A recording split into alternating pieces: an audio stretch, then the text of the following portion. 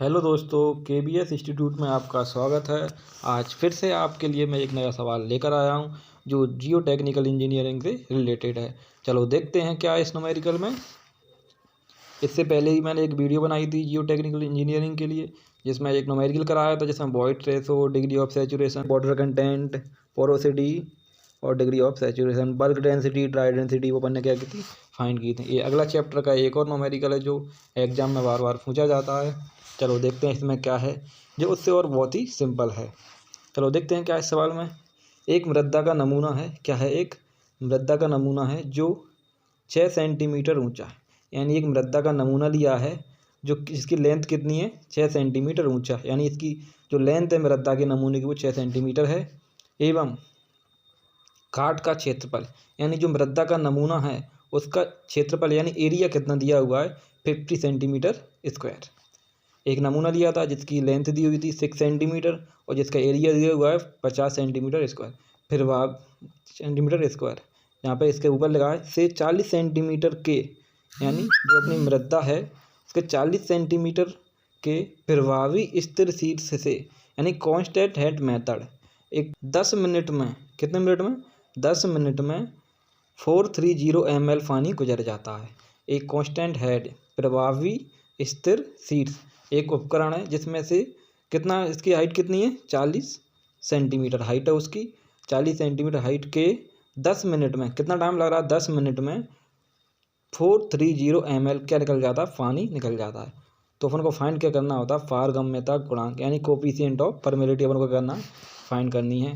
इसके अकॉर्डिंग जो अपन को डेटा दिया हुआ उसके अकॉर्डिंग अपन को क्या फाइंड करना है, कोफिशिएंट ऑफ परमेबिलिटी। एक बार अपन देख लेते हैं क्या क्या दिया हुआ है, उसको डेटा को अपन ले ले। कौन सी मेथड है, कांस्टेंट हेड मेथड का यूज करके अपन को क्या फाइंड करनी है, कोफिशिएंट ऑफ परमेबिलिटी।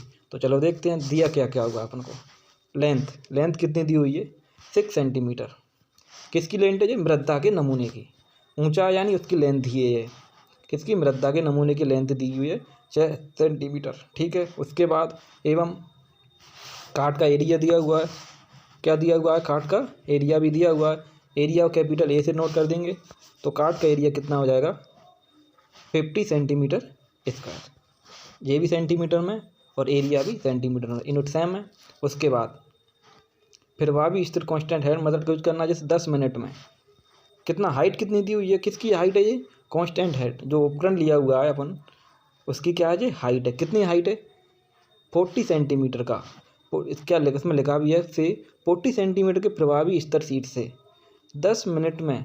इसको हाइट नहीं समझ लेना, ये मृदा की हाइट है, यानी उसकी क्या है, लेंथ है। और जो हाइट होती है, जो किसकी हाइट दी हुई है, कांस्टेंट है जो उपकरण दिया हुआ है उसकी हाइट है कितनी, 40 सेंटीमीटर।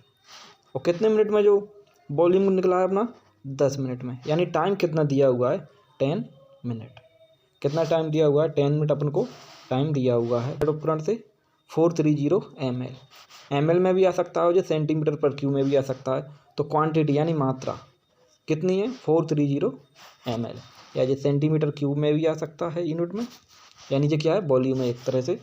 तो अपन को जो कुछ दिया था वो अपन ने क्या कर लिया है, गिवन है वो अपन ने लिख लिया है। इसके अकॉर्डिंग अपन को फाइंड क्या करना था, कोफिशिएंट ऑफ परमेबिलिटी। तो कोफिशिएंट ऑफ परमेबिलिटी अपन को क्या करनी है, फाइंड करनी है, किससे, कांस्टेंट हेड मेथड से।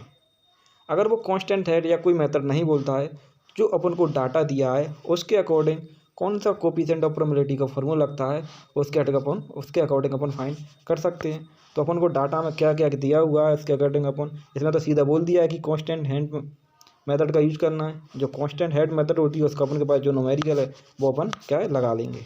तो देखो इसमें एल का मान दिया है, एरिया दिया हुआ है, क्वांटिटी यानी वॉल्यूम दिया हुआ है, हाइट दी हुई है जो उपकरण लिया उसका, और कितना टाइम लग रहा है वो, जो मिनट में दिया था अपन सेकंड में कर लेंगे क्योंकि सब सेंटीमीटर क्यूब में था। तो ये भी किस में हो जाएगा, सेंटीमीटर, यानी CGS में हो जाएगा सब कुछ। तो लगाते हैं कोफिशिएंट ऑफ परमेबिलिटी, जैसे किससे नोट करते हैं कि, जैसे हिंदी में कहते हैं पारगम्यता गुणांक। कौन सी मेथड से, कांस्टेंट हेड मेथड से। तो ये होता है के बराबर, यानी कोफिशिएंट ऑफ परमेबिलिटी बराबर होता है Q/T मल्टीप्लाई बाय L/H और मल्टीप्लाई बाय 1/A। ये क्या होता है, अपना फॉर्मूला होता है, वो अपन ने लगा लिया, के बराबर Q/T मल्टीप्लाई L/H और 1/A। फार्मूला अपना लगा लिया। तो कुछ नहीं करना, अब इसमें अपन को क्या करना है, जो अपने पास डेटा दिया हुआ है उसको एक एक से पुट करना है और उसको सॉल्व कर लेना है। तो जैसे के बराबर पुट करते हैं, के बराबर क्यू का मान क्या दिया हुआ था 430 ml, तो क्यू का मान रख लिया अपॉन टी, तो टी का मान कितना है 10 मिनट यानी 600 सेकेंड, इसको अपन ने सेकंड में चेंज कर लिया है। तो टी का मान रख दिया, मल्टीप्लाई लगा दिया, उसके बाद एल यानी जो नमूने की लेंथ है वो कितनी है 6 सेंटीमीटर, तो अपन ने 6 रख दिया अपॉन एच यानी जो उपकरण की हाइट है वो कितनी है 40 सेंटीमीटर, तो अपन ने हाइट कितनी रख ली 40 सेंटीमीटर। उसके बाद मल्टीप्लाई 1 अपॉन एच यानी 1 अपॉन एच नहीं 1 अपॉन ए यानी एरिया, जो मृदा के नमूनों का एरिया कितना आता 50 सेंटीमीटर स्क्वायर, तो अपन एरिया लग लिया 50 सेंटीमीटर का होल स्क्वायर। जो अपन को डेटा दिया होता फॉर्मूले के अकॉर्डिंग अपन ने वो डेटा क्या है इसमें रख लिया है, जो अपना फॉर्मूला था उसके अकॉर्डिंग अपन ने क्या कर लिया डेटा ले लिया। उसके बाद सबका पहले मल्टीप्लाई कर लेंगे, ऊपर वाली वैल्यू का नीचे वाली के वैल्यू का मल्टीप्लाई कर लेंगे और आपस में इसका क्या कर देंगे डिवाइड कर देंगे, और डिवाइड देने के बाद अपना कोफिशिएंट ऑफ परमेबिलिटी का मान आ जाएगा। सब कैलकुलेटर से करना है क्योंकि एग्जाम में कैलकुलेटर अलाउ होता है इंजीनियरिंग में। तो सबका मल्टीप्लाई किया, उसके बाद इनका मल्टीप्लाई किया और इनमें आपस में क्या दे दिया डिवाइड दे दिया, तो के का मान अपना क्या आ जाएगा 2.15 मल्टीप्लाई बाय 10⁻³ और इसकी यूनिट क्या हो जाएगी सेंटीमीटर पर सेकेंड। यूनिट लगाना बहुत ज़रूरी होता है। तो फिर देख लेते हैं एक बार और, लेंथ दी हुई थी, एरिया दिया हुआ था, क्वांटिटी यानी मात्रा दी हुई थी, हाइट दी हुई थी उपकरण की और कितने टाइम में टाइम दिया हुआ था। तो अपन क्या लगा लेंगे फॉर्मूला लगा देंगे कोफिशिएंट ऑफ परमेबिलिटी के, कौन सी मेथड से कांस्टेंट हेड मेथड से, Q upon T multiply by L upon H multiply 1 upon A. सबकी वैल्यू बारी बारी से रख देंगे, ये रख दी है एल की एच की 1 का 1 और एरिया का 1/50 और सबको सॉल्व करके अपना के का मान क्या आ जाएगा 2.15 10⁻³ जो यूनिट है सेंटीमीटर पर सेकंड, तो अपन यूनिट लगा देंगे। अब इस सवाल को अपन यहीं ख़त्म करते हैं। इसमें आपको कोई भी प्रॉब्लम हो तो आप मुझे कमेंट करके बताएं, जिससे मैं से अगली वीडियो में इसका सवाल करके डालूँ। अगर आपको कोई ऐसा न्यूमेरिकल हो जिसमें आपको प्रॉब्लम हो तो आप कमेंट में बताएं, जिससे मैं उस न्यूमेरिकल पर अगली वीडियो बनाऊँ। तो आज के लिए इस वीडियो को यहीं समाप्त करते हैं। आप ज़्यादा से ज़्यादा इस चैनल को सब्सक्राइब करें, इस वीडियो को अपने दोस्तों को शेयर करें और लाइक करें। धन्यवाद।